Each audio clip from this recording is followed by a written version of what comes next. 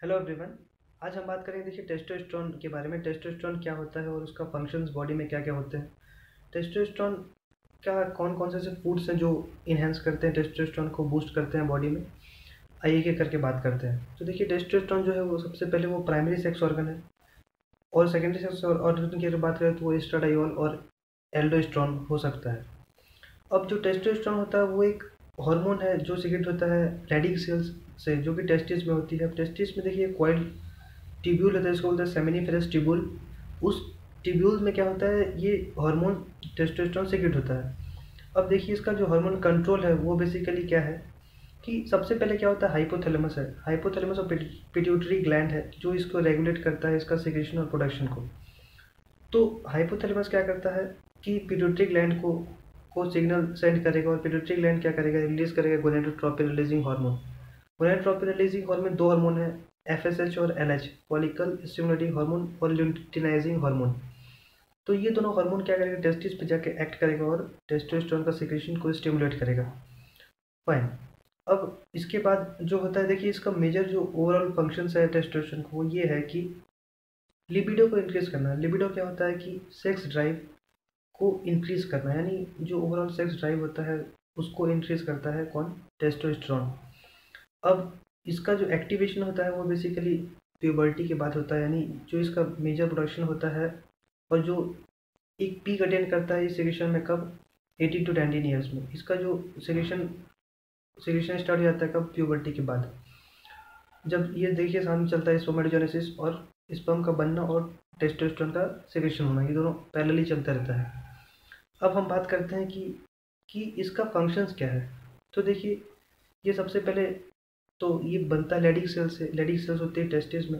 अब जो टेस्टिस होती है देखिए एक दो हार्मोन्स और निकालती है, इसको बोलते हैं इनहिबिन बी और एंटी म्यूलेरियन हार्मोन्स। अब ये दो अलग हार्मोन्स भी निकालती है testis along with the testosterone. अब इसके अगर फंक्शंस की बात करें तो देखिए दो तरह के फंक्शन है इसमें। सबसे पहला फीटल लाइफ में, दूसरा होता है एडल्ट लाइफ में। तो फीटल लाइफ में इसके फंक्शन से तीन फंक्शन है। सबसे पहले क्या करेगा, सेक्स डिटर्मिनेशन में हेल्प करता है। दूसरा जो होता है डेवलपमेंट ऑफ एक्सटर्नल जेनिटलिया और सेकेंडरी सेक्सुअल कैरेक्टर्स। थर्ड जो चीज़ है वो ये है कि डिसेंट ऑफ द टेस्टिस। अब टेस्टिस का डिसेंट का मतलब क्या है कि देखिए एक ह्यूमन बींग में दो टेस्टिस होती हैं जो कि एब्डोमिनल एरिया में जस्ट नियर द किडनी ये क्या करती हैं, बनती हैं एक फीटल लाइफ में। अब एक कंसेप्शन होने के बाद एक वुमेन में, जो एक मेल में जो टेस्टिस का प्रोडक्शन होता है वो थर्ड यानी फर्स्ट ट्राइमेस्टर यानी थर्ड मंथ तक हो जाता है। अब इसका जो डिसेंट होता है वो बेसिकली 4 to 5 वीक्स बिफोर पास्चुरेशन और डिलीवरी हो जाता है।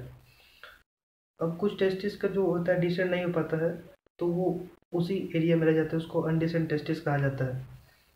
अब देखिए हम अगर फंक्शंस की बात करें तो ये फीटल लाइफ में हो गया ख़त्म, तीन फंक्शंस थे। लेकिन अब एडल्ट लाइफ में इसका बहुत ही मेजर रोल है टेस्टोस्टेरोन के सिक्रेशन का। सबसे पहला जो है कि इफेक्ट ऑन सेक्स ऑर्गन्स। तो देखिए सेक्स ऑर्गन्स में क्या होता है कि पेनिस, स्क्रोटम और टेस्टिस की जो साइज़ है उसका इंक्रीज कराता है। हाइपरप्लेजिया और हाइपरट्रॉफी, हाइपरट्रॉफी नहीं सॉरी हाइपरट्रॉफी ही कराएगा, यानी इंक्रीज इन साइज। तो साइज इसका इंक्रीज कर देगा। तो और स्पर्मेटोजेनेसिस में इसका बहुत ही बड़ा मेजर रोल होता है इसका टेस्टोस्टेरोन का। तो स्पर्मेटोजेनेसिस मतलब इसका स्पर्म का फॉर्मेशन। अब स्पर्म जो फॉर्मेशन का रेट जो होता है वो 1500 स्पर्म्स पर सेकेंड होता है। तो पर डे का आप कैलकुलेट कर सकते हैं कि मिलियंस में स्पर्म फॉर्मेशन होता है हमारे टेस्टिस के ज़रिए। उसके बाद अब जो बात करें हम कि एक सेकेंडरी सेक्सुअल कैरेक्टर्स क्या क्या होते हैं और कैसे इसका डेवलपमेंट होता है, और कौन कौन से ऐसे फैक्टर्स हैं जो इंक्रीज होते हैं टेस्टोस्टेरोन की वजह से। सबसे पहले जो मसल की ग्रोथ में इसका हेल्प है। तो मसल बिल्डिंग जो है, मसल का ग्रोथ, और हाइपरप्लेजिया और हाइपरट्रॉफी दो वर्ड होते हैं। देखिए हाइपरप्लेजिया मतलब कि नंबर्स का इंक्रीज होना, और हाइपरट्रॉफी मतलब कि साइज़ का इंक्रीज होना। तो मसल की साइज़ और नंबर्स दोनों में इंक्रीज होता है, सॉरी सेल्स में। तो जो मसल सेल्स होती है उसका नंबर्स और साइज़ दोनों इंक्रीज होता है।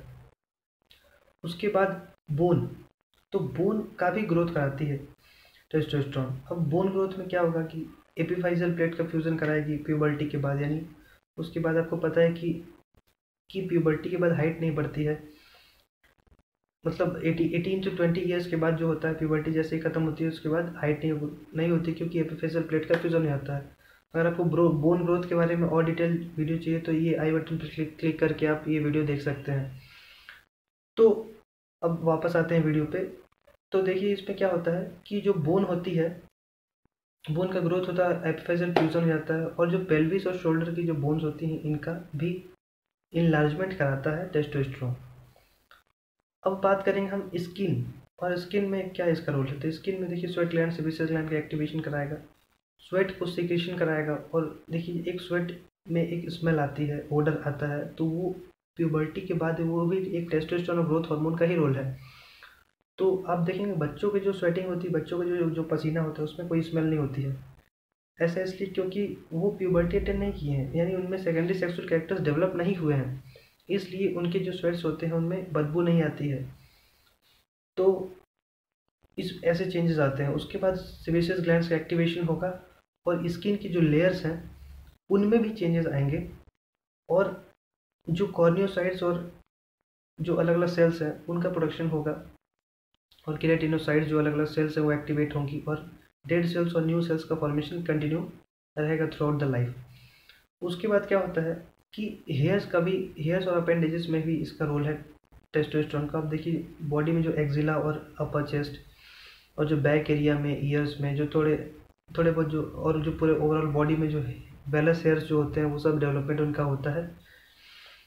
वेलस यानी जो गूज बम्स होते हैं, जो छोटे छोटे रोंटे होते हैं, उनका जो प्रोडक्शन होता है इसके बाद प्यूबर्टी अटेंड करने के बाद 12 ईयर्स जब बेबी हो जाता है उसके बाद, क्योंकि उसी के साथ जब बेबी 12 ईयर का होता है, प्यूबर्टी अटेंड करता है 12 to 13 ईयर्स, तो सिक्रीशन होता है इसका टेस्टोस्टेरोन का, और इसके साथ साथ स्पर्मेटोजेनेसिस भी होता रहता है।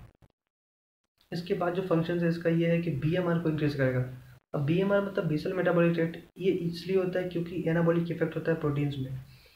इसके बाद आता है कि एक इफेक्ट आएगा इलेक्ट्रोलाइट और वाटर बैलेंस पे भी टेस्टोस्टेरोन का। अब टेस्टोस्टेरोन जो ब्लड पे भी एक्ट करता है और आरबीसीज का प्रोडक्शन कराता है, साथ साथ में ये क्या करेगा, ब्लड के वॉल्यूम को भी इंक्रीज करेगा। वो कैसे करता है कि सोडियम का रिटेंशन कराएगा और ईसीएफ वॉल्यूम को भी कंट्रोल करता है। अब यहाँ तक आप समझ चुके होंगे कि टेस्टोस्टेरोन का बॉडी में क्या फंक्शंस है और क्या रोल है, मतलब ओवरऑल टेस्टोस्टेरोन कितना इंपॉर्टेंट है बॉडी में। अब हम जानने की कोशिश करते हैं कि कौन कौन से ऐसे फैक्टर्स हैं जो टेस्टोस्टेरोन को बूस्ट करते हैं, और कौन कौन से फूड्स और डाइट मॉडिफिकेशन हैं जो टेस्टोस्टेरोन को इंक्रीज कर सकते हैं।